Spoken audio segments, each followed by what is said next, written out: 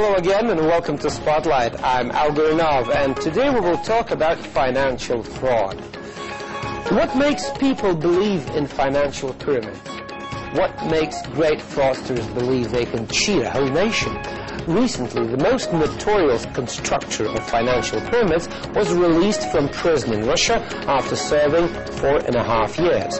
Today, he is the guest in our studio, Sergei Mavrodi.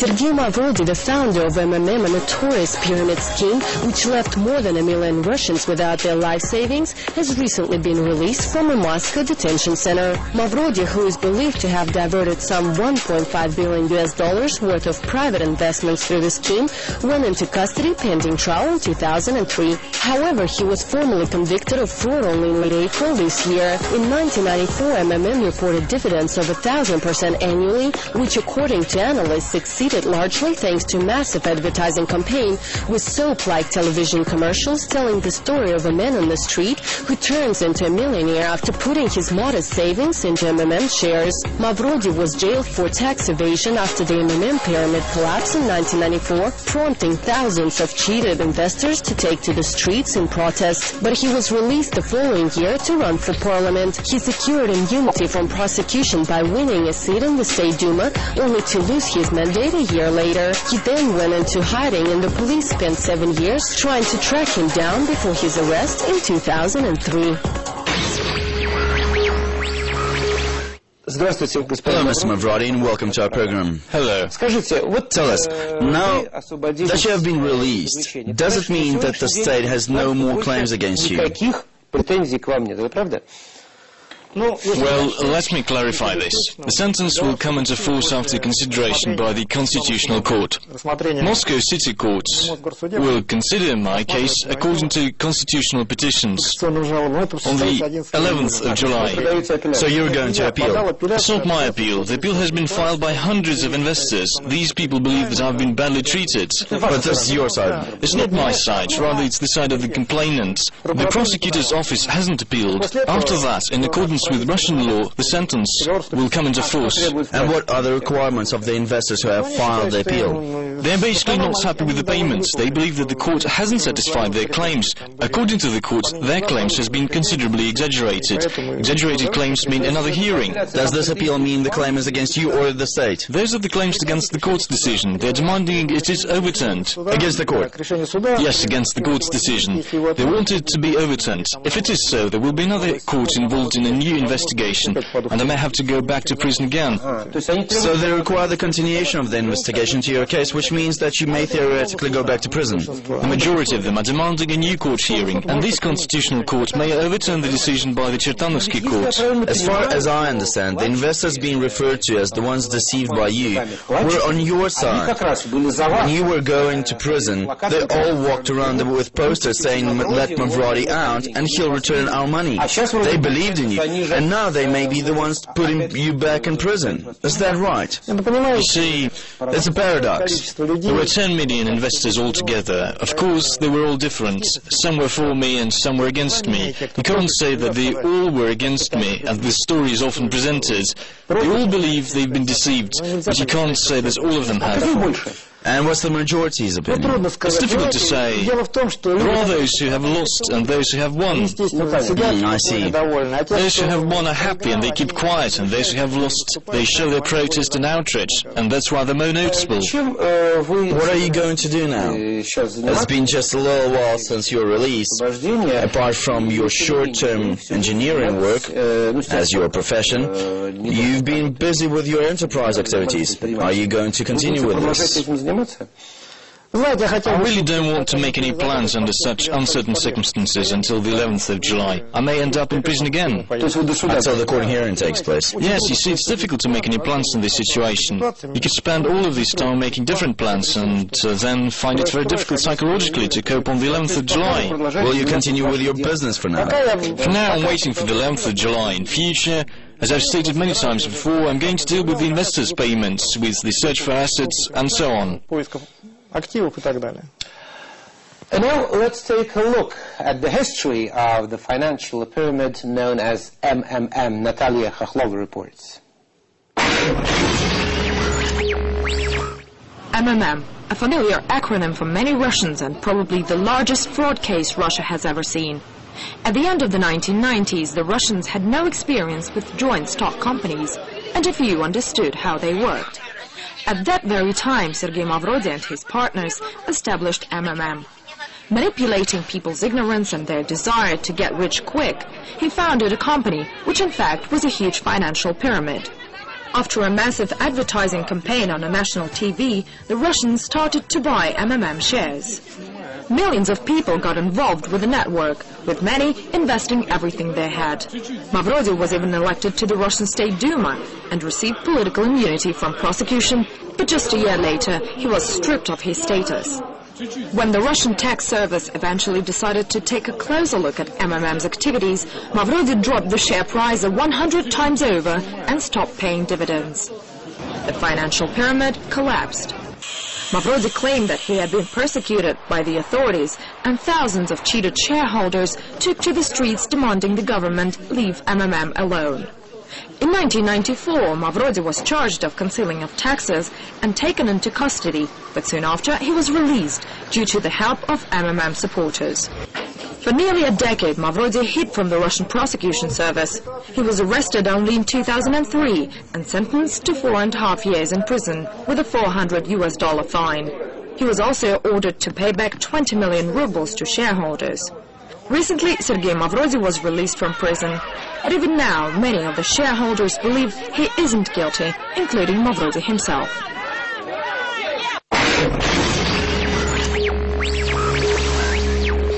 We've just seen a brief report on your rise and fall, and now let's perhaps go back in time for, how much was it, about 20 years, right? 13. And let's go back to the beginning of the MMM enterprise.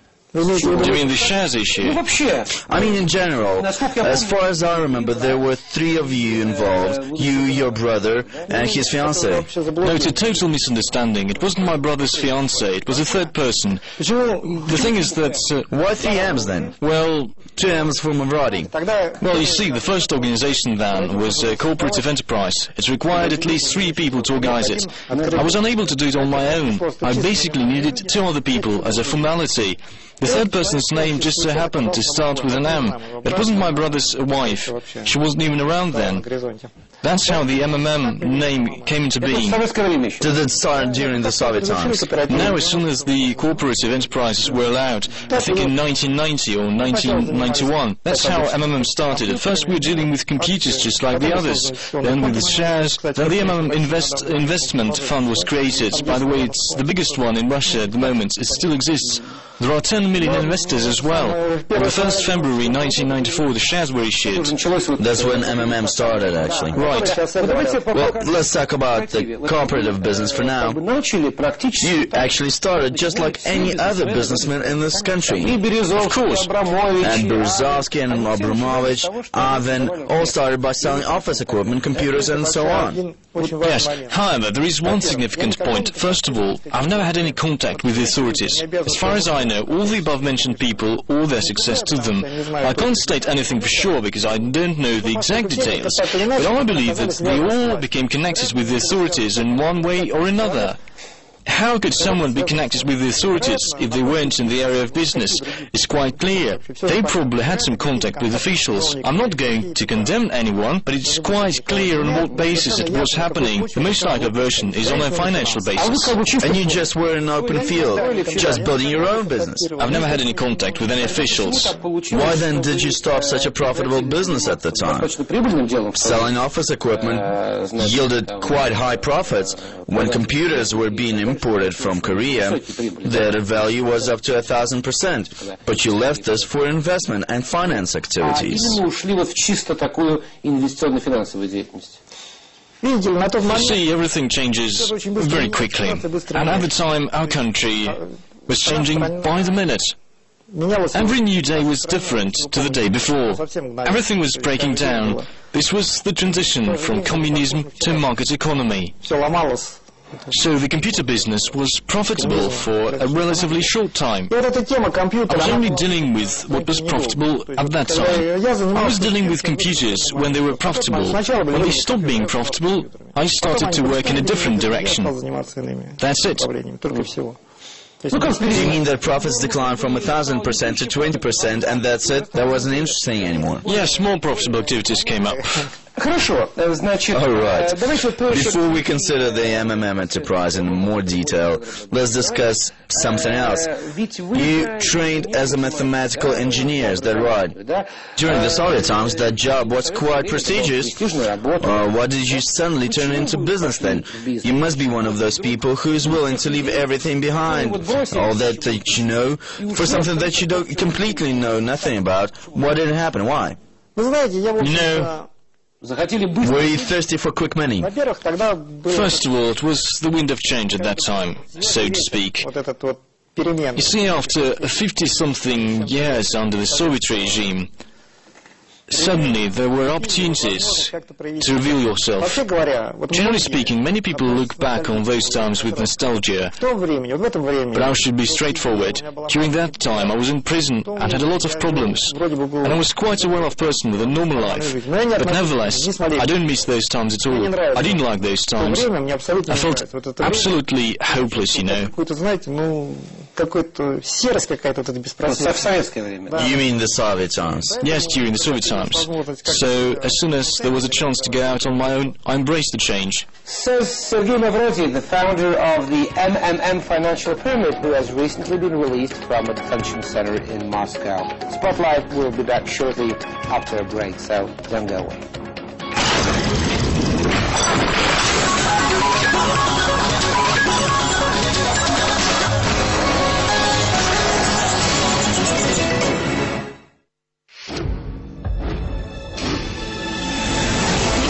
Russia Today. Roman Talkman, Russia Today. Karina Millikan, Russia Today. Alexei Rashevsky, Russia Today. Yulia Popova, Russia Today. They are in the very thick of things. The time of compromise is over. Thousands have gathered here. This is the biggest peace protest. Showing you the world through their eyes. This time, though, the enemy is each other. The landing will go as smooth as the takeoff. We'll know more in history. Discovering what's new in Russia. This is the gateway to the future. They want to get out and talk to people on the streets. It's just too little, too late. Searching everywhere in detail. Russia Today, Washington, Chernobyl, Berlin, London, Sochi, Moscow. To give you the most up-to-date information as soon as possible.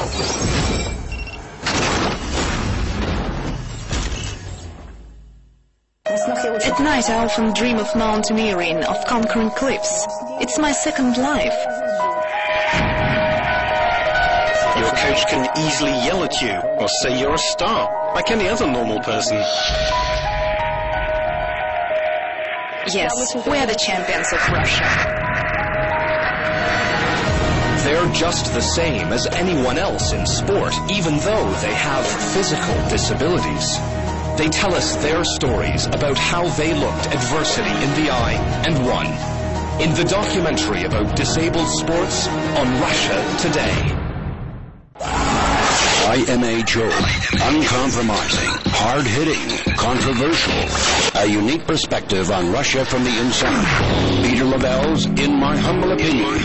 Every Sunday on Russia Today. Some of them come to Sochi for a holiday. Others have been living in this area for over a century. This is a small, sleepy Estonian village hidden deep in the Caucasian mountains. Whether farming or practicing their crafts, these people keep their own traditions.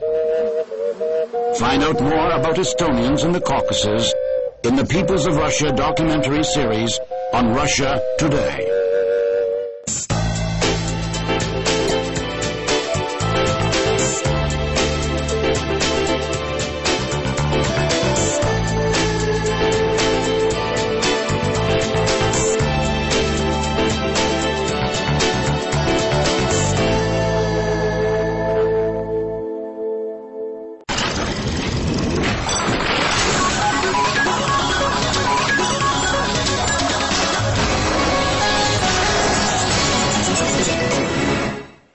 Welcome back to Spotlight. I'm Al Gurnov, and just a reminder that our guest today is Sergei Mavrodi, the founder of a financial pyramid who has recently been released from a detention center in Moscow.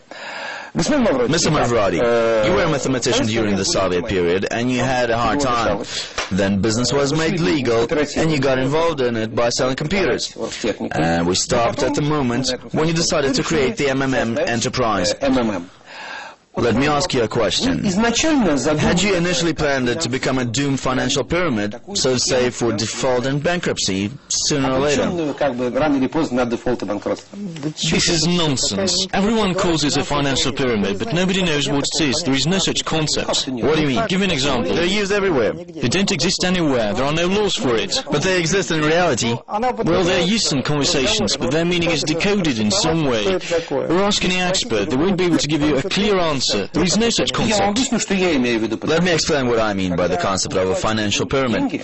The investor's money is taken at a high rate of interest. The number of investors grows, the payment to the previous investors is paid back using new money and new income, and as it expands, at some point the money for payments runs out.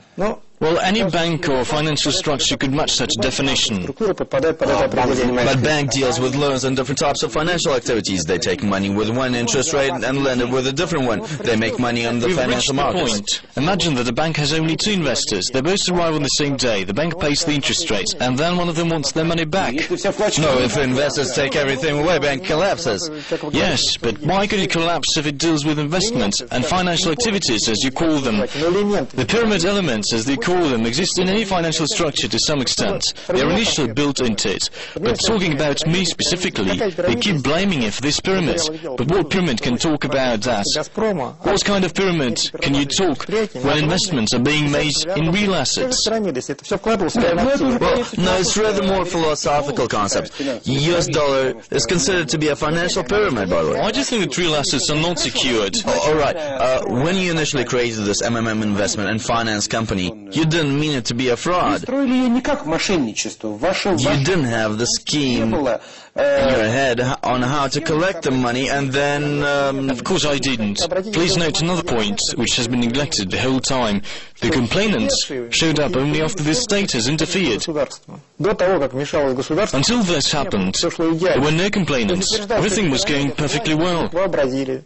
So the statement about the financial pyramid was invented by the state, even though it hadn't broken any laws at all. It was a private company which worked. It wasn't breaking the law. And then the authorities suddenly interfered in spite of their own laws. And what they were afraid of, was it you being too wealthy? In that situation, I became too wealthy and I became too big. A really large structure cannot coexist with the government. There shouldn't be a situation when someone can call for a referendum or remove the government altogether. So those papers carrying your picture, which were shown on TV, were turned into another currency in the country, is that right? Practically, yes. And you became a parallel state bank. That's what essentially happened. Our points were in every corner, and that's what's really happened. And you could have come there. Many don't remember how MMM worked. They all believe that I took the money and didn't give it anyone back. This is complete nonsense. You have returned the money to some, but not to everyone. But you were going to return it, is that right? I don't remember everything, but millions of people were buying your papers, and your debt was growing geometrically. No. How were you going to earn the money to pay it back? You were not dealing with oil or gas. What do you mean I wasn't? Both oil and gas, I still own 8% of Gazprom's shares. Gazprom shares, mind you. And there are lots of other oil companies as well. If you consider me from the point of view of that pyramid, this is the answer to all of your questions. All the questions. What do you mean I wasn't investing? I was in oil and gas. So you insist that you had a certain scheme which would allow you to pay back the investors? In essence, that's how things are now. It's all recorded in the details of the case, including 8% of Gazprom's shares and other facts. I'm not making it all up now in order to rehabilitate myself. I heard one interview on your release where you were planning to pay back the rest of the investors. Is that true? Is there still a real scheme in place for you to pay them back? I want to explain the situation. The court hearing took place. I've been in prison for my term. If the Constitutional Court doesn't overturn the decision of the Chertanovsky court, then that's it. Then why in the world pay the money back? That says, I've already said that the state has no more claims against me. I'm not obliged to give anything back. I might just own all of their assets. Nevertheless, I'm saying that I feel a moral obligation to the investors, and I will deal with the payments. I'm still condemned in relation to fraud and evil scheming. You see, the situation is just absurd. Okay,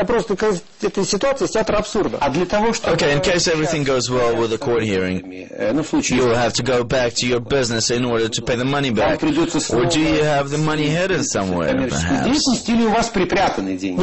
not hidden, it's in the business. You see, the situation is absurd also because all of this information is included in my case. Those Gazprom shares are registered with certain people. All I have to do is take the money and pay it. Will they give that money back? There are contracts with them, and they have to be dealt with. I'm not trying to make it look better. I'm sincere when I say that it was a long time ago. There are such factors as human greed and integrity. There will be problems with some people, but it's quite obvious that there are hundreds of these people. Some will give, some won't. So you don't see yourself as a fraudster. You believe you're a businessman who became a victim of circumstances. Not of circumstances, but rather the state which destroyed everything. Again, it's all in the details of the case. There are direct reports from local administration officials to President Yeltsin on how work was ongoing to destroy MMM. There was an advanced government session. The deputy Mitrofanov, a public figure, could verify this for you. At that meeting, all of the ministers, including even the defense minister, Mr. Grachov, were a force which spoke negatively of MMM. You know, it's like a criminal gang. When they kill someone, every one of them has to stick the knife in. The state deliberately destroy the structure. However, if someone today says that Sberbank is fraudulent, they would be gone the next day. Well, please tell me, if to make a structure like that today in Russia, would it actually work? Of course it would. And not only in Russia, but in any country. So you mean that people don't change and keep making the same mistakes? Mistakes have nothing to do with it. If you give the money for free, who isn't going to take it? Well, no one gives money for free in other countries like France or Germany or Andorra. I don't really want to discuss it, even though I could say a few things about France or Andorra. Don't their laws provide for this? They provide for everything, and it's as easy as it is here. Why? You said that you've never been abroad. Why don't you go to, say, state of Belgium, for example, and start a similar scheme there? I have to wait for the Constitutional Court hearing first, and then I might think about Belgium. But have you thought about it? Let me assure you that in Belgium it would be even easier than here. Here the people are illiterate, and it's difficult to explain to them, and people there understand things. So, according to what you're saying, it looks like the people are illiterate here, and it is the businessmen who are illiterate there, and you're the only person who knows how to make big money. What is it? Is it they're lazy, or why don't they do it? I know how to do it, but I don't know why they don't do it. And what is your secret? Why did millions of people bring their money to you? Did you have a successful actors in your ads? Seriously speaking, I believe that any large business should be done only on your own. And everything depends on your personality.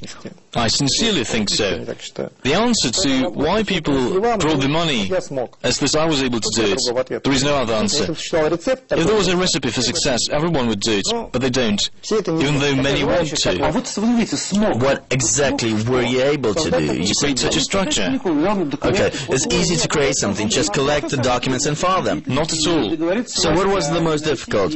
Was it to persuade people to agree with the authorities to find money? What? Everything was difficult. Okay, for example, when I see the guys at the market play the cups, their main secret is to move the ball from one cup to another. So that is it. Well, it's fraud. Yeah, well, I know, but their secret is to know how to win. So what is your main secret? You say that you are unique. Is that so? I think it's a combination of qualities, really. I'm trying to answer sincerely to you. That's why I just don't give a simple answer. I think about your questions, and then I give you an honest answer. It must be a combination of qualities. If you follow the development of any successful enterprise, you'll see, there is one successful person in charge, as a rule. Does that really mean spending 5 years in prison? You see, there are other options. What's 5 years? It just happened that way. The authorities were really treading a fine line. In 1994, when I was already in prison, I knew that 100,000 people gathered outside the building on Petrovka Street, yelling my name so loud that the walls were shaking. I knew that when Lomless would come tomorrow, I could start a civil war, just order them to attack the Kremlin. You're saying you were able to start a civil war in the country? Of course. And how many people would follow you? Imagine that 10 million investors had family members. Do you remember what was going on in Moscow at the time? Do you think that about 30 million people would take to the streets for you? Of course not. But even a percentage of that number would be a large amount. Do you remember? Did you see the reports? So you could have brought hundreds of thousands of people onto the streets, and why didn't you do it then? I don't want to. Weren't you brave enough? You can't talk about being brave here. But you're a businessman, which means you're a player. It would mean blood being spilled. I don't want freedom at that price, it's true. I decided that it would be too high a price. There's a lot of people who would have done it in my place, even without thinking. When the authorities started the whole thing, they had no idea that they were playing with fire, but I decided not to do it. And do authorities today realize that you have saved them from a civil war? I don't think so. As you know, if I start paying back, there will be more problems. They say now that I'm a fraudster because I haven't paid the money back. And if I do pay out, I will become too powerful a political figure again, and the problems may start once again. Well, thank you very much. Thank you for being with us, and just a reminder that our guest today was Sergei Mavrodi, the founder of the MMM financial pyramid, who has recently been released from a detention center in Moscow after serving 4.5 years. And that's it for today from all of us here.